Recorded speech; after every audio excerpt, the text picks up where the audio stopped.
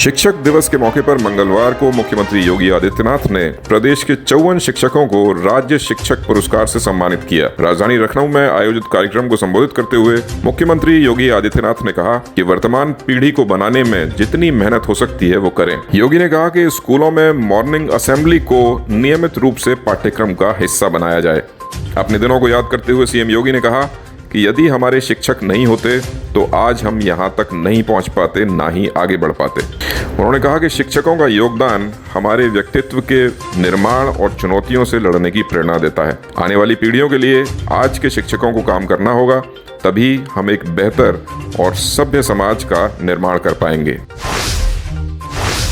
बरेली पहुंचे deputy CM Brajesh Pathak ने कहा कि घोसी उपचुनाव में कमल खिलने जा रहा है। राष्ट्र विरोधी ताकतों को जनता ने पूरी तरह से नकार दिया है। मंगलवार को डिप्टी सीएम ने मीडिया से बात करते हुए विपक्ष पर निशाना साधा। उन्होंने कहा, परिवारवाद का समर्थन करने वाली पार्टियों को जनता अब पहचान चुकी है। भाजपा सरकार जनहित के कल्याणकारी कार्यों को तेजी से आगे बढ़ा रही है। इससे पहले स्वास्थ्य सेवाओं की समीक्षा करते हुए डिप्टी सीएम ने जिले में चल रही योजनाओं की जानकारी ली। डिप्टी सीएम ने पीर बहोड़ा में स्थित नगरीय स्वास्थ्य केंद्र का निरीक्षण किया और अफसरों को स्वास्थ्य सेवाएं दुरुस्त रखने के लिए कहा। उन्होंने कहा, जिले में हर व्यक्ति को स्वास्थ्य सेवाओं का लाभ तुरंत मिलना चाहिए।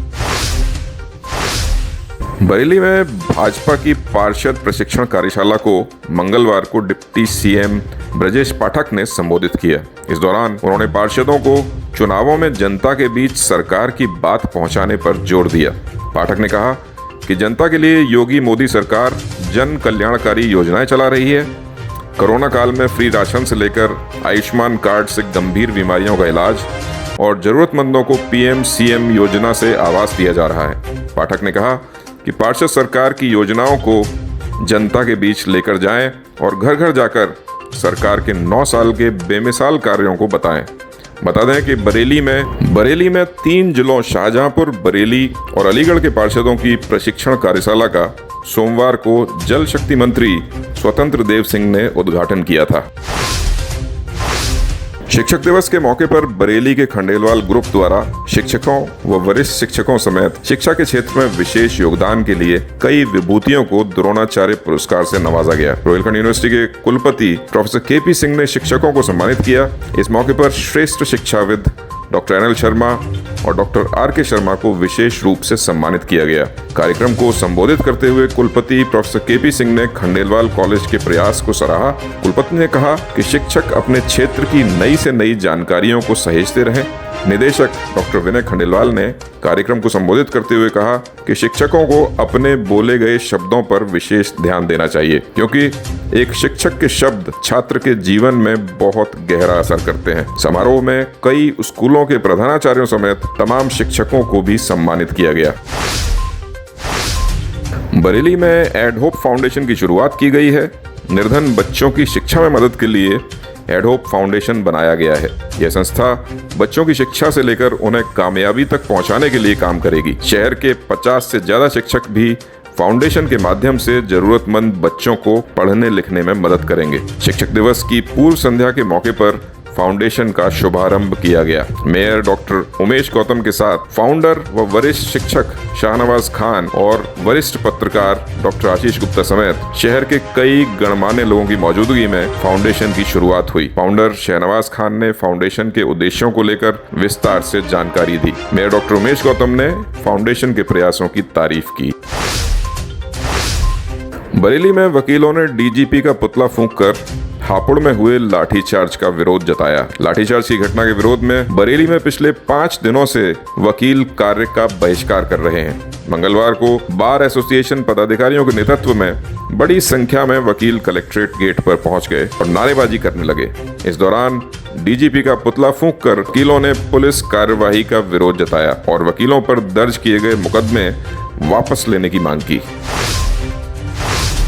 बरेली में सपा नेता स्वामी प्रसाद मौर्य पर रिपोर्ट दर्ज करने की मांग को लेकर चल रहे पंडित सुशील पाठक के धरने को मौलाना शहाबुद्दीन ने भी समर्थन दे दिया है। मंगलवार को मुस्लिम जमात के राष्ट्रीय अध्यक्ष मौलाना शहाबुद्दीन ने धरना स्थल पहुंचकर स्वामी प्रसाद मौर्य के द्वारा दिए गए भड़काऊ भाषण की निंदा करते हुए रिपोर्ट दर्ज करने की मांग की। बता दें कि सनातन और हिंदू धर्म को लेकर स्वामी प्रसाद मौर्य ने भड़काऊ भाषण दिया था, जिसके बाद से उनके खिलाफ देश भर में आक्रोश का माहौल है।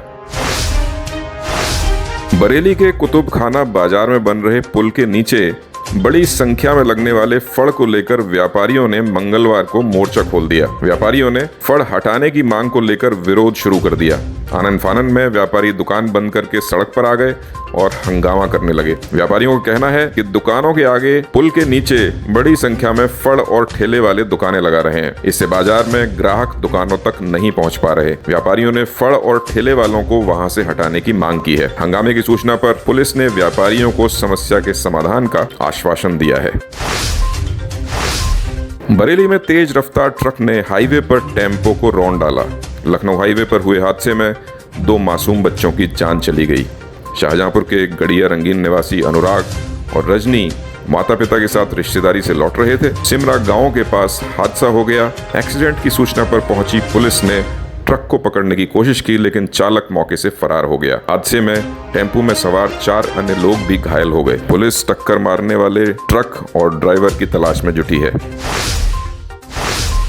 बरेली के कुतुबखाना पुल निर्माण के दौरान शटरिंग लगाते समय नीचे गिरने से हुए मजदूर की मौत के मामले में कमिश्नर सौम्या अग्रवाल ने एडीएम की अध्यक्षता में जांच कमेटी गठित कर दी है। जांच कमेटी मजदूर की मौत के मामले में जांच करके रिपोर्ट देगी। मजदूर की मौत के बाद सामने आया था कि बिना सुरक्षा उपकरणों के ही ठेकेदार मजदूरों से अधिक ऊंचाई पर काम करा रहा था। बता दें कि रविवार को पुल से गिरकर मजदूर धनंजय घायल हो गया था। सोमवार को मजदूर ने इलाज के दौरान दम तोड़ दिया। ये थे न्यूज टुडे नेटवर्क के आज के समाचार। ऐसे ही ऑथेंटिक और रिसर्च ओरिएंटेड कंटेंट के लिए लगातार न्यूज टुडे नेटवर्क के न्यूज बुलेटिन को फॉलो कीजिए।